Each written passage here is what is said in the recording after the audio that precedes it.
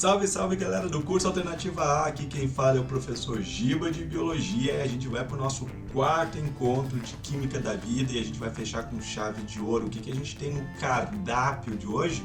Vamos falar a respeito de ácidos nucleicos, exatamente. Então, tá aí, né, os nossos personagens de hoje. Mas para falar de ácidos nucleicos é importante a gente levar em consideração que essas moléculas elas são polímeros, ou seja, são constituídas de diversas pequenas partes. E essas pequenas partes são justamente os nucleotídeos. Os nucleotídeos são moléculas compostas por um grupamento fosfato, um açúcar do tipo pentose, que pode ser uma ribose, que é no caso do RNA, ou uma desoxirribose, que é no caso do DNA, e nós teremos também uma base nitrogenada, que pode se diferenciar. Existem 5 tipos de bases nitrogenadas que a gente vai conhecer, tá? Terminologia. É interessante a gente lembrar que o conjunto fosfato, pentose e base nitrogenada a gente denomina de nucleotídeo. Já o conjunto apenas da pentose e base nitrogenada, nucleosídeo.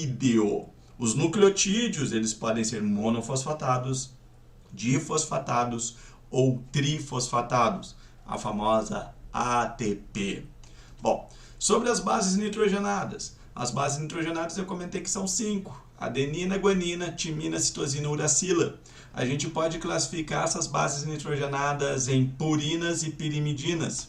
Purinas, adenina e guanina. Então basta você também lembrar, né? Aqui fica a dica. Lembra da frase aqui, ó. Água pura. Beba água pura. Para lembrar quem são as purinas. Adenina e guanina são purinas. O restante é tudo pirimidina, então. Timina, citosina e uracila. Certinho? As purinas têm 2 anéis, enquanto que as pirimidinas terão apenas um anel ali na sua constituição. Os nucleotídeos, então, eles se agrupam, eles acabam sendo ligados para a gente formar uma cadeia, que vai ser o DNA ou o RNA. O DNA e o RNA são cadeias de nucleotídeos ligadas umas às outras. E aqui entra em jogo a nossa terceira ligação importante aqui da biologia. A gente conheceu as ligações glicosídicas lá dos carboidratos, conhecemos as ligações peptídicas dos aminoácidos e aqui eu vos apresento as ligações fosfodiésteres. Então a ligação fosfodiéster é a principal ligação entre, é a ligação entre 2 nucleotídeos e ela sempre vai ocorrer respeitando o sentido da vida, 5' 3'. Isso vai servir tanto para o DNA como para as moléculas de RNA. Está ali a ligação fosfodiéster, tá? Então, ligando, né, essa adenina aqui com essa timina, formando então uma cadeia de DNA. Da mesma forma dessa uracila com essa guanina, né, tá ali, né, a ligação fosfodiéster presente no RNA. Bom, o que é interessante da gente lembrar? O sentido 5', 3', o sentido da vida, ele faz referência ao carbono número 5 da pentose e carbono número 3 dessa pentose. A ligação sempre vai se dar no sentido 5', 3', dizendo o seguinte, concluindo o seguinte, que o próximo nucleotídeo ele deve ser incorporado na extremidade 3', porque a montagem ela vai da 5' para 3'. Sempre nesse sentido, do carbono 5 para o carbono 3. Tranquilo? Beleza, então. Bora lá, né, dar uma olhadinha aqui na estrutura do nosso DNA. O DNA ele foi descoberto por Rosalind Nelson Franklin através de técnicas de cristalografia por raio-x de diversas macromoléculas. Então, através da foto 51, a Rosalind Franklin ela descobriu como é que era a estrutura do DNA. Watson e Crick, de posse dessa informação, então eles elaboraram um modelo molecular, né, para visualizar, né, a configuração espacial do DNA. O DNA ele tem como uma configuração espacial ser uma fita dupla hélice antiparalela. Vou aqui desmembrar um pouquinho essa frase aí para vocês. Fita dupla hélice antiparalela. Fita dupla, por quê? São 2 fitas que constituem o DNA. Tá? São 2 fitas. Tá? Elas são em forma de hélice, então quando elas estão agrupadas, elas formam uma torção sobre o próprio eixo, formando então uma estrutura helicoidal. Sabe aquelas escadas de caracol? Tá? Tipo isso, tá? Então ela tem uma torção sobre o próprio eixo. Tá? E antiparalelas. Por quê? Porque uma das fitas tem o sentido direto 5 linha, 3 linha. A fita complementar vai ter o sentido reverso, 3 linhas, 5 linha. Sempre dessa forma, por isso que a gente diz que é antiparalela. E o que mantém essas duas fitas unidas? Elas são mantidas unidas através das ligações de hidrogênio que são formadas entre os pares de nucleotídeos. A adenina pareia com timina, fazendo 2 ligações de hidrogênio, e a guanina pareia com a citosina, fazendo 1, 2, 3 ligações de hidrogênio. Essa é a lei da complementariedade de bases. Adenina com timina, citosina com guanina. No caso do RNA, não existe timina. Vai ter a uracila no lugar da timina. Então a adenina, se for parear com alguém, vai parear com a uracila nesse processo. Outro aspecto importante da gente lembrar do DNA é a sua forma de replicação. Quando a célula vai fazer uma divisão celular, ela precisa duplicar o material genético. E como é que ocorre essa duplicação? Através de um processo, de replicação semiconservativa. Essa é a característica de replicação do DNA. É uma replicação semiconservativa. Isso significa o quê? Que durante o processo de replicação, a fita dupla hélice antiparalela, ela precisa ser aberta. Tá? Então eu preciso desnaturar, eu preciso desfazer as ligações de hidrogênio entre as duas fitas. Abra as duas fitas. Tem uma enzima que faz isso, que é uma enzima chamada de helicase. Tá? Então nós temos aqui a helicase, tá? É a enzima que abre a fita dupla do DNA. Em seguida existe uma outra enzima, né, que vai atuar na confecção, né, das novas fitas de DNA. Essa proteína, essa enzima, a gente vai chamar de DNA polimerase. Tá? Então a DNA polimerase é responsável por sintetizar uma nova fita. E quando vai abrindo o DNA e vai sintetizando essa nova fita, sempre paralela à fita original, né, por complementariedade de bases, a gente acaba concluindo, né, no final desse processo, que essas duas fitas novas vão ser constituídas por uma fita parental, que é a original, e uma nova fita sintetizada. Nesse caso, a fita nova é a fita em laranja. Então vejam que essas duas fitas aqui, ó, então aqui eu tinha somente uma molécula de DNA, uma fita de DNA. Aqui eu tenho duas, né? Então eu tenho aqui, duas não, aqui uma, né? Duas, né, fitas de DNA. Então eu dupliquei, então tem duas moléculas de DNA e verifiquei que uma é azul, que é a original, e a gente tem a outra metade em amarelo aqui, que é a fita filha, a fita nova sintetizada. Por isso que a gente diz que é semiconservativa. Tá? No processo da lei de complementariedade de base, então eu já tinha comentado com vocês, né, nós temos adenina pareando com timina, guanina pareando com citosina. E o que Chargaff, um cientista, né, de tempos atrás, descobriu? Né? Que existe uma regra na questão da quantidade desses nucleotídeos numa fita de DNA.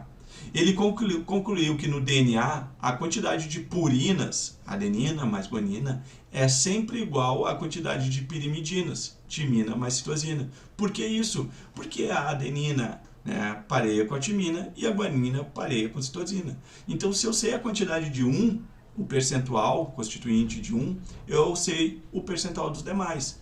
Logo, a gente conclui que a razão entre adeninas e timinas é igual a 1, assim como a razão entre guaninas e citosinas, que também será igual a 1, ou próximo a 1. Vou botar aqui, né, um próximo a 1 nesse processo.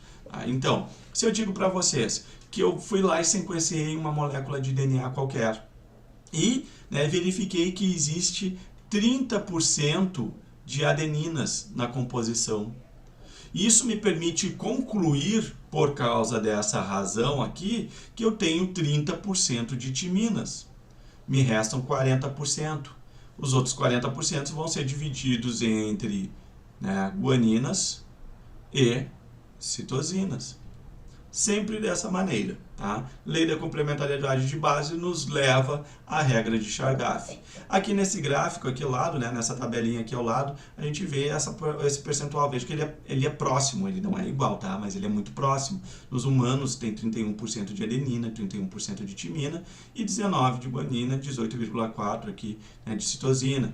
Já no milho é praticamente 25 para todo mundo, né? 25 adenina, 25 timina, 24 guanina, 24 ali, né, citosina. Ah, mas não tinha que ver assim, é que tem um pouquinho mais aqui. Ah, por que essa diferença?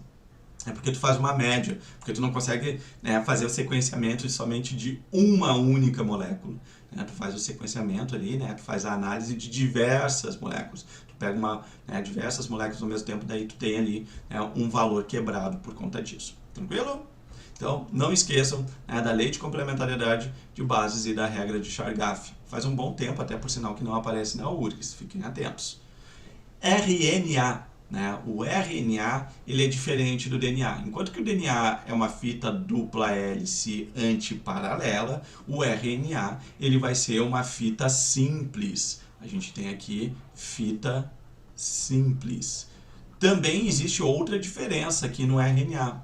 Enquanto que no nucleotídeo de DNA a gente tem uma desoxirribose, no RNA a gente já conversou a respeito disso, a gente vai ver uma ribose. E o terceiro, né, a terceira, né, diferença que a gente vai encontrar aqui é que as bases nitrogenadas do DNA são adenina, timina, citosina e guanina. Já no RNA é adenina, uracila, citosina e guanina. Tá? Então sai timina, entra a uracila no lugar da timina. Isso aqui é importante. Existem 3 moléculas de RNA importantes da gente levar para o coração. Quem são elas? Primeiro, que essa aqui é a maiorzinha, que é o RNA ribossomal. Tá? Sim, os ribossomos são constituídos de RNA majoritariamente, tá? Principalmente de RNA, que a gente chama de RNA ribossomal. Esse RNA ribossomal ele é sintetizado nos eucariontes, né, lá no núcleo, num local chamado de núcleo, tá bom? Então, RNA ribossomal formam os ribossomos. O outro que a gente vai ter é justamente o RNA mensageiro. E qual é a função do RNA mensageiro? Copiar a informação contida no DNA, né? E justamente servir como um mensageiro, né, dessa informação do DNA. Então é o RNA mensageiro, ele é uma cópia da informação genética contida no DNA. E nós temos o terceiro tipo, que é o RNA transportador. Qual é a função do RNA transportador? RNA transportador, ele tem função transportar os aminoácidos correspondentes, corretos, tá, na síntese de proteínas, para o processo de síntese de proteínas. O RNA transportador, tá, ele tem uma trinca de nucleotídeos aqui embaixo. E essa trinca de nucleotídeos, ela fecha com a trinca de nucleotídeos do RNA mensageiro. Tem que ser complementar. Essa trinca de nucleotídeos no RNA mensageiro a gente denomina de códon. E a trinca de nucleotídeos que é complementar ao códon a gente chama de anticódon. Tá? Então isso aqui é muito importante vocês lembrarem. O RNA mensageiro tem códons, trinca de nucleotídeos. O RNA transportador tem anticódon, que é complementar ao códon. Se eu tenho um códon, tá? Códon com a sequência, aqui por exemplo, do tipo A, U, G, qual vai ser o anticódon no RNA transportador? O A pareia com o U pareia com A, o G pareia com C. Então esse é o anticódon. Aqui eu tenho o anti, tá? Códon, tá? Que é do RNA transportador. Tranquilo? Bom, já que eu estou falando isso aí de códon, anticódon, né, processo de transcrição, tradução, a gente está falando aí de dogma central da biologia molecular e código genético. Então, eu tinha comentado com vocês que o RNA mensageiro, tá aqui o RNA mensageiro, ele é responsável por copiar a informação, levar a cópia de informação do DNA para o processo de produção de uma proteína, né, um polipeptídeo. Esse processo de fazer uma cópia da informação genética, né, para o RNA mensageiro, a gente vai chamar de transcrição. Então, o processo de transcrição é quando a gente copia a informação do DNA para RNA. Até a gente costuma chamar os RNAs de transcritos, tá? Transcritos. Esse RNA ele é constituído justamente de sequências de nucleotídeos que vão ser traduzidas pelos ribossomos, no evento que a gente vai chamar de tradução. Tá? Então, cada trinca de nucleotídeos corresponde a um aminoácido. Tá? Então, a gente tem aí o códon. Logo, a gente tem como saber o que aquele códon significa em relação ao aminoácido. O A, o G, por exemplo, aqui é uma metionina. O A, o C é uma isoleucina. O CG, uma serina. E existem os códons de parada. Tá? Logo, o que a gente observa nesse processo? Tá? Que existe um código, é o que a gente chama de código genético. Código genético não é sinônimo de genoma. Genoma é o conjunto de todas as informações genéticas de um ser vivo. O código genético é como essas informações são traduzidas em proteínas. Isso é o código genético. Então, código genético, ele vai falar, tipo, se eu tenho ali a sequência CUA no meu RNA mensageiro, isso aqui significa, está ali o CUA, ó, CUA significa uma leucina, é uma codificação, né, para leucina. A gente tem os códons de parada também, quando a gente deve parar de produzir a proteína, né, os stop códons, né, o UAA, o AG, tem o UGA também. E muita gente fica com medo quando começa a observar isso aqui, né, com a ideia de que precisa decorar. Não precisa decorar. A única coisa, uma lembrança que eu trago aqui para vocês, importante, é que existem regras gramaticais no processo de tradução. Assim como a gente tem os códons de parada, que significam ponto final no processo de tradução, existe o códon de iniciação. E o códon de iniciação sempre será o AUG, que codifica uma metionina. Então, para começar a fazer a tradução, tem que achar a sequência da metionina, o AUG. Certinho? Bom, vamos colocar em prática, é isso que a gente revisou aqui. Primeira questão, da URGS. Sabe-se que a replicação do DNA é semiconservativa. Perfeita, URGS, tu já nos dá essa revisão aqui logo na chamada da questão, né? Com base, né, nesse mecanismo de replicação, assinale com V verdadeiro ou F falso as afirmações abaixo. A primeira diz o seguinte: o DNA original atua como molde a cada novo DNA, possui uma fita antiga e outra nova. Exatamente, é a questão de ser semiconservativa. Abre a fita original e em cada um dos lados, em cada uma dessas fitas que foram abertas, tu sintetiza uma fita complementar nova. Para isso, tu tem que usar como molde, lei da complementariedade de bases, ali, né, para formar. Então, essa aqui, verdadeiro. Os 4 ribonucleosídeos trifosfatados DATP, DGTP, DCTP, DUP devem estar presentes. Bom, qual é o erro aqui? Já tem erro logo de largada. Está falando de ribonucleosídeo e a questão ela está abordando DNA. DNA é desoxirribonucleosídeo. Ribonucleosídeo é de RNA, gente. Então, não pode. Tanto que aqui tem, ó, o DUP é a uracila. Tá? Então, a gente tem aqui, né, a uracila, não tem uracila no DNA. A uracila é do RNA. Então, essa aqui está falso. O DNA deve ser desnaturado, desenrolado, para tornar-se acessível ao pareamento das novas bases. Perfeito! É aquela imagem que eu mostrei, eu apontei para vocês, a helicase, né, que desfaz as ligações de hidrogênio separando as duas fitas de DNA. E a última, a enzima DNA polimerase, adiciona nucleotídeos novos de acordo com o molde de DNA.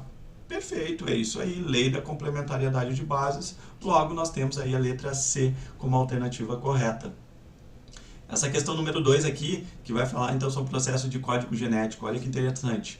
A sequência abaixo corresponde a um trecho de DNA específico que sofreu uma mutação gênica por substituição de um nucleotídeo na 5ª posição. O legal é que eles já colocam, já apontaram aqui pra gente onde ocorreu o processo, né, de mutação. Tá? Então aqui está o DNA normal, a sequência, e o DNA mutante, e onde ocorreu a mutação. Então a gente tem uma timina, é substituída, então sofre uma mutação e no lugar vai parar uma adenina. E aí vem, né, a questão sobre a mutação que ocorreu na sequência de DNA acima, é correto afirmar que, bom, ela vai fazer uma série de afirmações.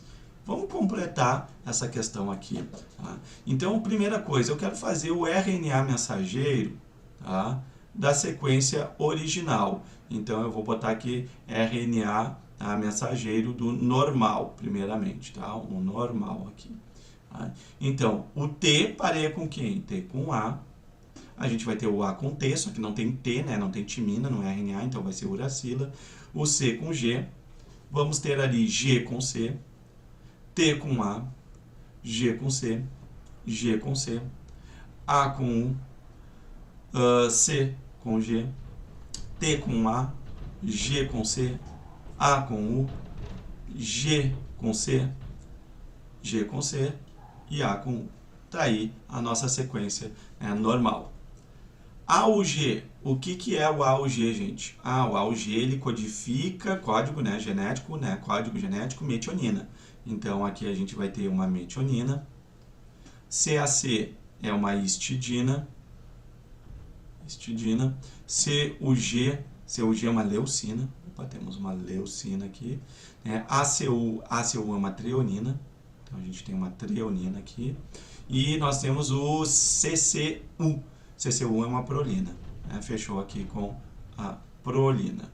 Então, essa é a sequência da proteína, do polipeptídeo normal. Tá? Vamos lá para mutante. Então, vamos para o mutante aqui. Mutante. Então, vamos fazer o RNA mensageiro mutante. No primeiro é igual, tá? Porque a mutação vai ocorrer no segundo códon, tá aqui o segundo códon, tá? Então, o primeiro ele vai ficar igual, a gente vai ter AUG, vai ter uma mutação no segundo, aí ele vai ficar C, G com C, vai ter um A no lugar, então A com U, então a gente vai ter aqui um U, C, e aí continua tudo igual o restante, CUG, ACU, CCU. A gente já sabe que AUG é a metionina. Agora, o CUC, esse aqui é onde teve a mutação, tá? Fiquem atentos a esse segundo códon. Aqui teve a mutação, CUC é uma leucina. O CUG daí continua sendo aqui tudo igual. Uma leucina. Aqui eu vou ter uma treonina. E aqui eu vou ter, no último, uma prolina. Formando, então, a minha proteína mutante. Proteína mutante. Tá? Aqui. Agora vamos analisar as afirmativas. É correto afirmar que gera uma cadeia polipeptídica com um aminoácido a menos? Não. Tem 1, 2, 3, 4, 5. 1, 2, 3, 4, 5 aminoácidos. Então essa aqui está errada. Tá? Está errada. B. Aumenta o número de códons do RNA mensageiro. Quantos RNA mensageiro tem no mutante? 1, 2, 3, 4, 5. Não, não aumenta. No normal, 1, 2, 3, 4, 5. Continua a mesma coisa. Está errado também. C. É silenciosa, aumentando a variabilidade genética da espécie. O que é uma mutação silenciosa, gente? Mutação silenciosa, ela tem a ver com o fato de que vários aminoácidos podem ser codificados por um mesmo códon. A gente pode observar aqui, ó, o CUC é leucina, o CUG também vai ser leucina. Ou seja, o código genético ele é degenerado. Tá? Ele é degenerado. Mais de uma trinca de códons codificando o mesmo aminoácido. Tá bom? Então, e ela, no caso, mutação silenciosa é quando a gente muda ali uma sequência, tá? no DNA, só que não muda o aminoácido. Tá? Então, isso é uma mutação silenciosa. Gera variabilidade genética? Sim, gera variabilidade genética, mas não gera variabilidade fenotípica. D. Altera o módulo de leitura do RNA mensageiro e o tamanho da proteína. Não. O que é alterar o módulo de leitura? É caso no mutante tivesse perdido essa timina, não tivesse a timina e começasse daqui, ó. Então, tu tem que ler sempre de 3 em 3. Então, seria ACG, AGG, ACT, GAG, GGA. Aí, isso aqui não ficaria somente 2, não codificaria nada. Então, daí a gente tem a modificação no tamanho da proteína, porque tu vai ter um número de códons diferente, né? E vai ter também uma mudança na fase de leitura, no módulo de leitura do RNA mensageiro, tá? Então, tá errado também isso, porque não ocorre nada disso nesse mutante. E só resta a letra E, né, que deve ser a verdadeira. Causa uma substituição de um aminoácido na proteína. E exatamente, vejam que no original é uma histidina e no mutante passa a ser uma leucina, tá, nesse lugar. Mais uma aqui, tá, para a gente fechar a nossa aula de hoje. Os ácidos nucleicos são polímeros que atuam no armazenamento, na transmissão e no uso de informação genética. Ótimo, perfeito.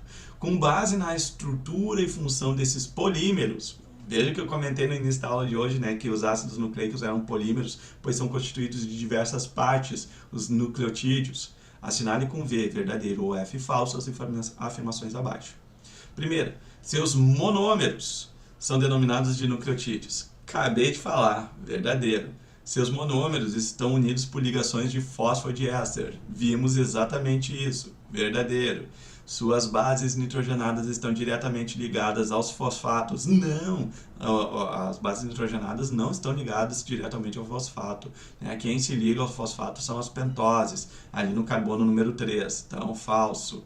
E suas bases nitrogenadas podem ser púricas? Sim, pode ser púricas. Ou pirimídicas. Perfeito, é isso aí. Fechamos com verdadeiro. Então, resposta correta. Letra A. Verdadeiro, verdadeiro. Falso, verdadeiro. Amados e amadas, tá? Deixa aqui então o nosso fechamento de Química da Vida. Espero que vocês tenham curtido. Eu deixo aquele forte abraço, um beijo no coração de vocês. E não esqueçam, vem mais por aí. A gente vai abrir agora o nosso módulo de citologia. Então não deixe de acompanhar aqui o curso Alternativa A, revisão da URGS. Até mais, galera. Valeu!